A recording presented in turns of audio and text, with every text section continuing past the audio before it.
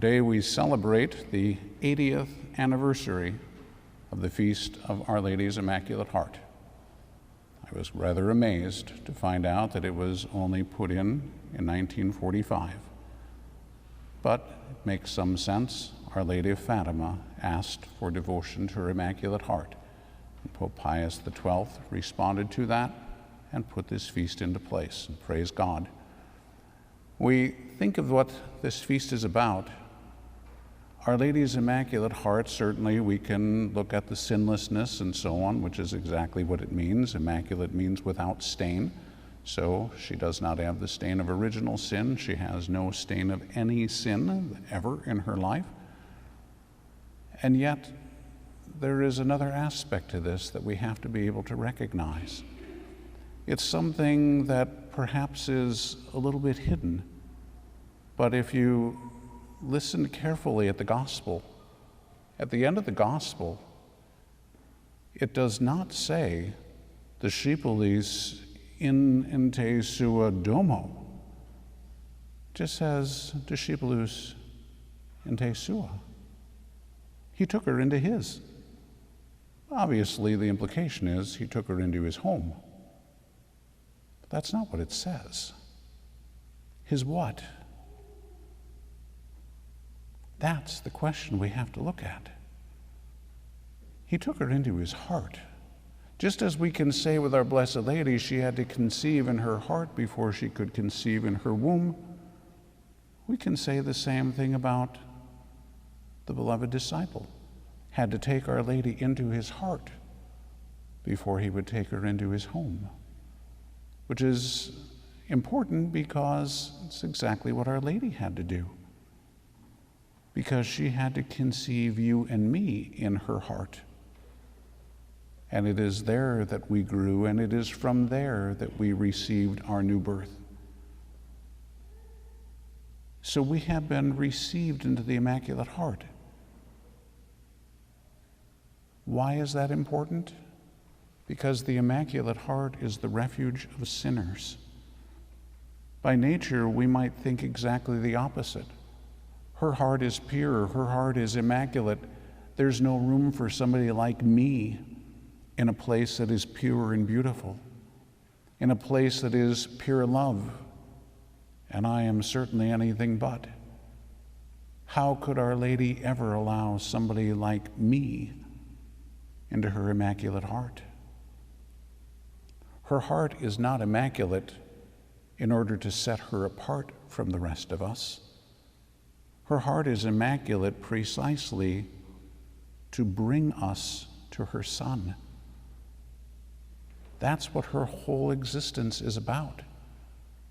She was created immaculate so she could be the worthy mother of the Son of God.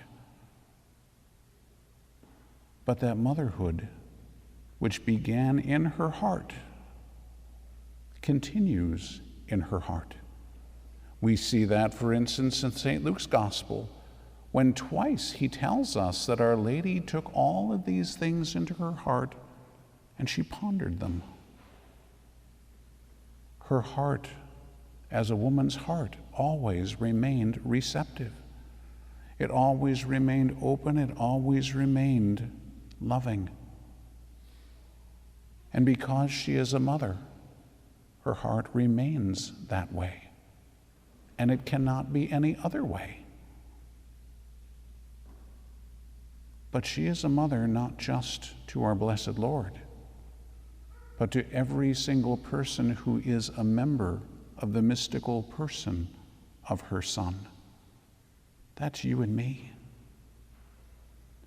And just as we've looked at with Jesus and how it would seem so ludicrous for him to say things like to his Father, "Father, they are your gift to me."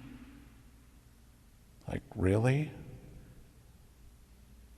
But this is exactly what happens with our Blessed Lady. She conceived us in her heart. She carries us in her heart.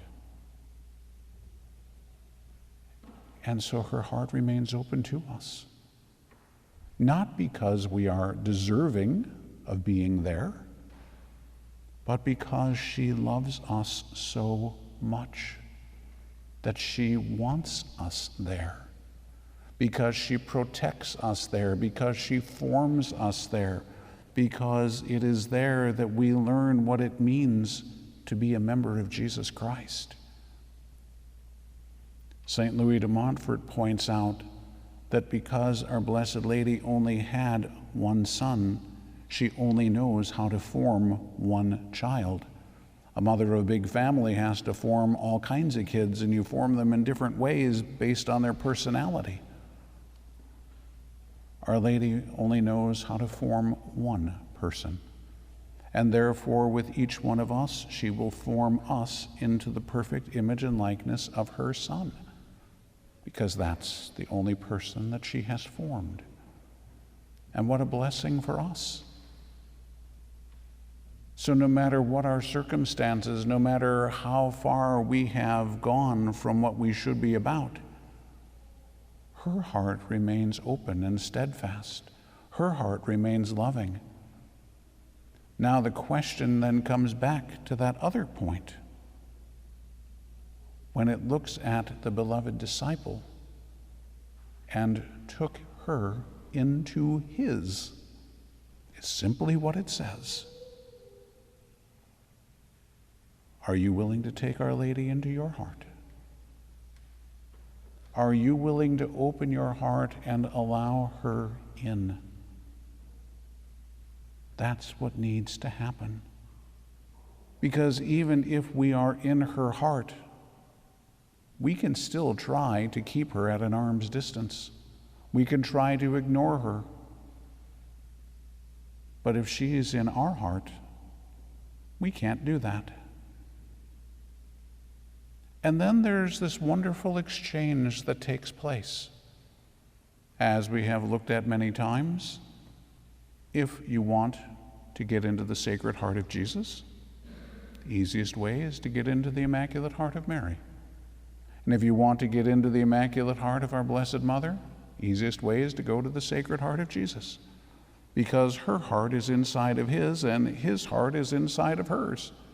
Physically, obviously, that's not possible. We're not talking about anything physical, we're talking about something spiritual. And so if Our Lady wants you to be in her heart, she can also be in yours. Your heart can be in hers, and her heart can be in yours. And her heart is already in the Sacred Heart of Jesus. So if you are in her Immaculate Heart and she is in the Sacred Heart of Jesus, then you are there too. Now think about what happens. That means that because the Sacred Heart is in Our Lady's heart, it is also in yours, if you are willing to open your heart to receive her. So when you receive Holy Communion and our Lord enters into you, if you put it that way, into your heart, into your soul, but Our Lady is already there. Now, inside of your heart, you have Jesus and Mary loving one another. You have the three persons of the Most Holy Trinity loving one another. Inside of you, not out there somewhere, in here. And you are not an outsider. You are not a bystander who is asked to look upon this wondrous thing that is happening and marvel at it. You are invited in. You are called to be part of it. It's not just the two hearts of our Blessed Lord and our Blessed Lady who can love one another, but it is the two of them and your heart. It is not just the three persons of the Most Holy Trinity loving themselves, loving one another within you. They want you to love them in you. When you think about the disaster that has taken place in what they call active participation in the Mass, and the misinterpretation interpretation of it, meaning that instead of saying participatio actuosa, which is what it says, they have translated it as participatio activita, being active, running around, doing all of these things. That is not what the church asks us to do.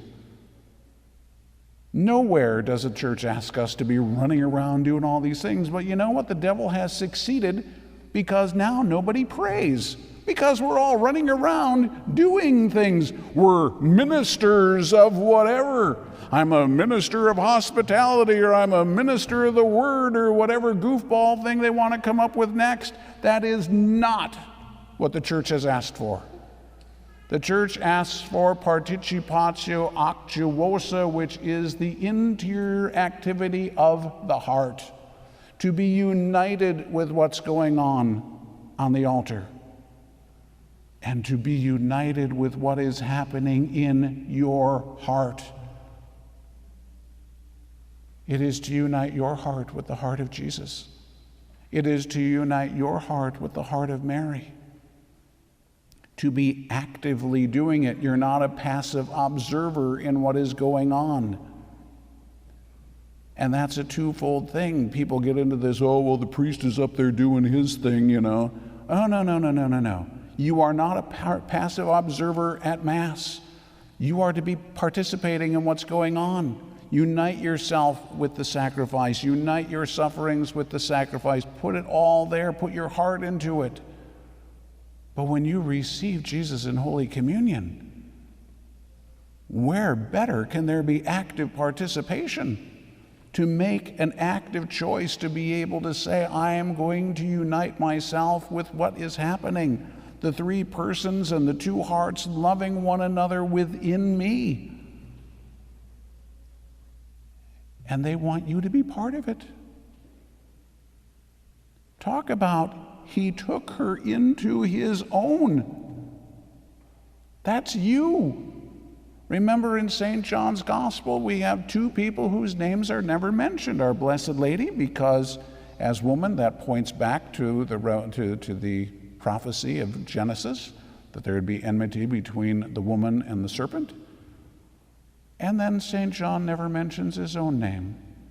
It is simply the beloved disciple, because that is you. So whenever you read about the beloved disciple, put your own name in there, because that's why he did it. So Jesus looked at the disciple whom he loved and